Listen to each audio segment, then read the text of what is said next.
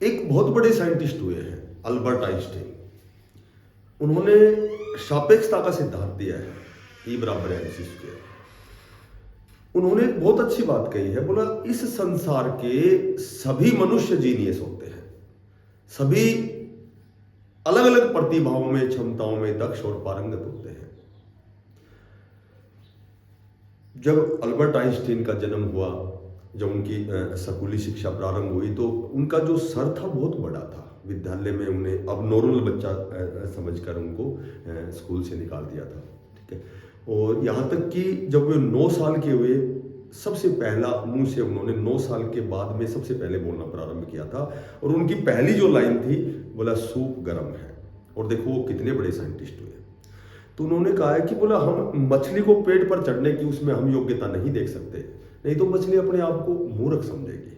तो वही बात हम सबके लिए लागू होती है कि हमारी रुचि अलग क्षेत्र में होती है, लेकिन हम डाइवर्ट होकर किसी दूसरे क्षेत्र में, किसी को देख करके उसके अकॉर्डिंग हम अपने आप को, कोई अध्यापक है तो हम अध्यापक बनना चाहते हैं, ठीक है। तो जब हम रुचि से विपरीत जब कोई कार्य करते हैं तो सफलता तो मिलनी नहीं है, और इसके साथ ही समय भी जाया होता है। तो हमेशा अपनी रुचियों को पहचानो। भाई आपकी रुचि कहाँ है, आप क्या गेन करना चाहते हैं, आपका लक्ष्य क्या है, ठीक है। कोई बहुत अच्छा संगीतकार होता है, बहुत अच्छा गीतकार बनता है, कोई बहुत अच्छी मिमिक्री करता है, कोई बहुत अच्छा अध्यापन कर सकता है, कोई बहुत अच्छा जैसे कोई डॉक्टर हो सकता है, कोई बहुत अच्छा खिलाड़ी हो सकता है। तो सभी में अलग अलग प्रतिभाएं होती हैं। तो केवल हमारी सफलता का जो सबसे मुख्य कारण ये है कि केवल हमें अपना जो लक्ष्य है अपनी रुचि के अनुसार निर्धारित करना चाहिए। बोला हुनर तो यहाँ सभी में होता है, किसी का छिप जाता है और किसी का छप जाता है। नमस्कार प्यारे बच्चों, देखो आज की जो अपडेट है, हालांकि वीडियो थोड़ी सी बड़ी हो सकती है, लेकिन हरियाणा कौशल रोजगार निगम लिमिटेड की जितने भी प्रकार की क्यूरीज हैं, देखो 103 पदों पर शॉर्ट लिस्ट के मैसेज कब आने वाले हैं। 103 पदों से हटकर की भी बहुत सी भर्तियां हैं, आंगनबाड़ी एनटीटी की भर्ती है, सफाई कर्मचारी की है, ठीक है। तो उनके भी शॉर्ट लिस्ट के मैसेज कब तक आएंगे। या फिर हम बात करें कि भाई जो जॉब सिक्योरिटी एक्ट है 2024 में दिया गया था, ठीक है, तो उसमें फिर थोड़ा सा संशोधन करना अनिवार्य हो गया था, क्योंकि उसमें कुछ एक त्रुटियां रह गई थी, उसका संशोधन भी हो चुका है। तो जॉब सिक्योरिटी एक्ट वो कब तक सभी विभागों में एसओपी कब तक जारी होगी, ठीक है। सर्विस रूल कब तक बनाए जाएंगे, भाई क्या फ़ायदा होना है, ठीक है। 58 साल की सर्विस है, किन को 60 साल की सर्विस मिलेगी, किन को 58 की, क्या वेतन रहेगा। तो इस तरह की चीज़ें जो एसओपी जारी होनी है वो इसमें विलंब क्यों है, तो इस पर भी हल्की सी चर्चा करेंगे। 0 से 5 साल के जो कर्मचारी हैं, बहुत से ऐसे डिपार्टमेंट हैं जहां इनको हटाया गया है जो 5 साल से कम जिसका कार्य हुआ था, ठीक है। तो उनको वापस कब लगाया जाएगा। तो इस तरह से भी थोड़ी सी बिल्कुल स्टिक और संक्षिप्त जानकारी कह सकते हैं आप। तो देखो सबसे पहले तो हम 0 से 5 साल की बात करें तो 0 से 5 साल के लिए तो स्पेशल कोर्ट ने कह दिया, सुप्रीम कोर्ट ने भी कहा है, हाई कोर्ट ने भी। तो 0 से 5 साल के जो कर्मचारी हैं, जो अनुबंधित जो कॉन्ट्रैक्ट बेस के कर्मचारी हैं, जिनको हटाया गया था, उनके स्थान पर आपको पता है कि नए जो रेगुलर नियमित जब 4th क्लास कर्मचारी आए थे तो कहीं कहीं उनको हटाया गया था, ठीक है। तो उनको लगभग 28 तारीख तक ऐसी सुनने में आया कि 28 तारीख तक, क्योंकि सभी विभागों से डाटा मंगवाया गया है, तो कौन से विभाग में कितने पद रिक्त हैं तो वहाँ इनको एडजस्ट किया जाएगा, ठीक है, वापस इनको लगाया जाएगा। और ये अमेंडमेंट हो ही चुका है कि भाई सभी विभागों की जितनी भी इनकी सर्विस है वो सारी काउंट होगी। ऐसा नहीं कि 2 साल बाद यदि उनकी सर्विस ब्रेक होती है तो किसी भी डिपार्टमेंट में यदि 5 साल पूरे होते हैं तो इनको जॉब सिक्योरिटी एक्ट दिया जाएगा। और ये भी ऐसा भी कहीं कहीं सुनने को मिल रहा है कि भाई जो कच्चे कर्मचारी जो एचकेआर के तहत लगे हुए हैं, लगभग सभी को ऐसा तो मैंडेटरी होगा कि भाई उनको नहीं हटाया जाएगा, ठीक है। तो ये इनके लिए 28 तारीख तक, और वैसे भी आपको बताया कि 28 तारीख तक हमारा विधानसभा सत्र चला हुआ है।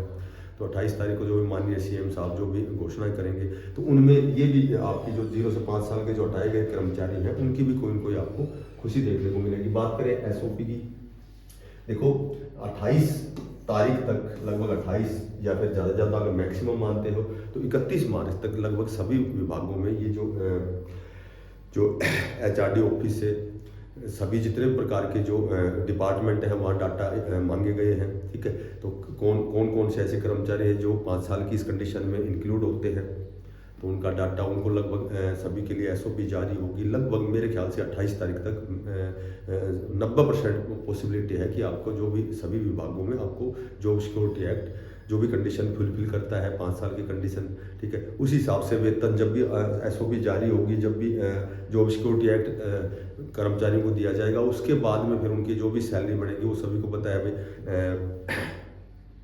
5 से 8 साल वाले के जो उनका बेसिक पे उसमें 5% की जो सैलरी वो मर्ज होगी। उसके बाद में जिसकी 8 से 10 साल है वो 10% है, 10 साल से ऊपर है उसकी 15% है। वो सारी चीज़ें आपको पता है। जो भी फ़ायदे हैं, डीए साल में 2 बार मिलेगा, वर्तमान में डीए 0% से काउंट होगा, ठीक है।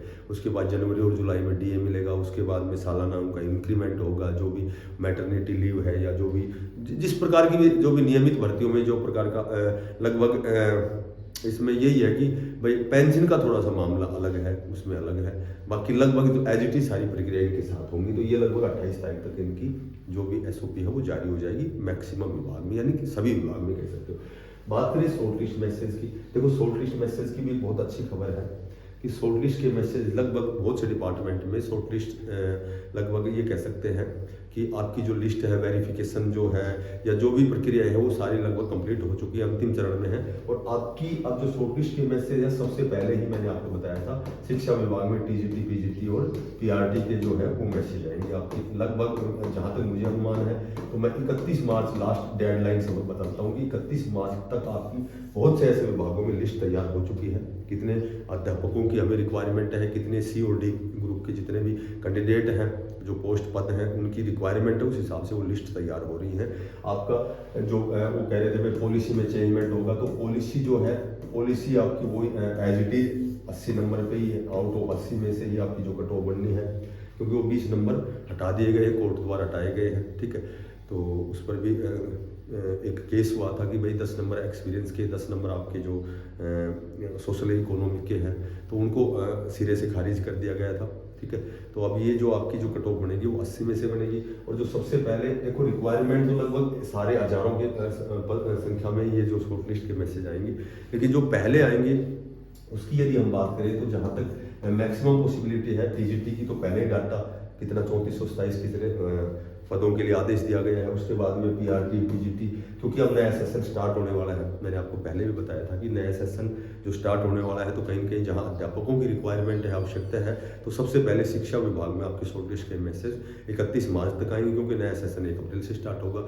उसके बाद फिर आपके जो सी और डी ग्रुप के जितने भी आपने फॉर्म अप्लाई किए हुए हैं, आपने पंजीकरण किया है, रजिस्ट्रेशन किया है HKR में पोर्टल के तहत, तो उसके बाद में फिर आपके अब जैसे डी ग्रुप की भी बहुत सी सीटें वैकेंट हैं, ठीक है। शिक्षा विभाग में भी है लगभग 300 पदों पर, और बाकी 103 पदों से हटके एक सफाई कर्मचारियों की भर्ती है, ठीक है। उसमें भी लगभग आपके शॉर्ट लिस्ट के मैसेज बहुत जल्दी आने वाले। इस तरह की तो आपने कई बार लेटर देखे होंगे।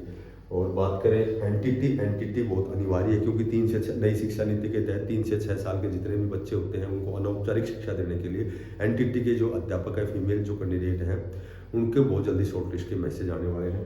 और इसके साथ ही एक और बताता हूँ मैं आपको कि जिनका HKR के तहत जब 1 साल के लिए कार्यरत होते हैं कैंडिडेट, तो उनका जो कार्यकाल एक्सटेंड करने के लिए जिनका लगभग 31 मार्च तक जिसको 1 साल पूरी हो चुकी है, तो उसके लिए एक्सटेंड लेटर भी जारी हो चुका है। ये शायद कल 25 तारीख का मैंने लेटर देखा था, ठीक है। तो बहुत जल्दी सारी चीज़ें एज इट इज प्रक्रियाएँ हैं जो होने वाली हैं, और थोड़ा सा वेट एंड वॉच, थोड़ा सा वेट और करना पड़ेगा, क्योंकि बहुत लंबा इंतजार हो गया। वो चीज़ें बीच में कई बार आचार संहिता का लगना, निकाय के चुनाव देख लो, ठीक है, और थोड़ा सा वेरिफिकेशन, थोड़ा सा पॉलिसी में बदलाव, तो इस तरह की बहुत चीज़ें थोड़ा सा समय लगता है उन चीज़ों में, क्योंकि कोई चीज़ का परिमार्जन जब होता है, सुधार होता है, संशोधन होता है, तो उसमें थोड़ा सा उसमें पक्ष और विपक्ष दोनों चीज़ें देखी जाती है, मेरिट डिमेरिट, पक्ष विपक्ष, सारी चीज़ें देखने के बाद उसके बाद कोई चीज़ इम्प्लीमेंट होती है।